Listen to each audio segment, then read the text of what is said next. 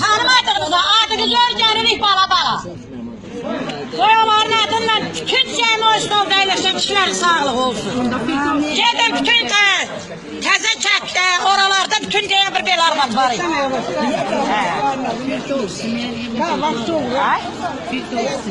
Ay nə biləm, hansının adını bilmirəm. Mən ikisinin adından bütün hamısının sağlığını deyirəm.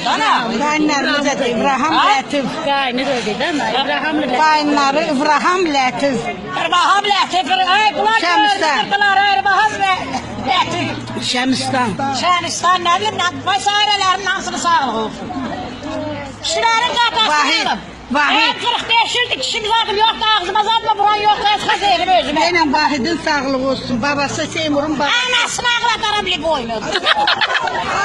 Ay bacı. Seymur'un babaları. Yavaştan elə bilmə tutarırım, hamısı bir də deyirəm. Bir reis de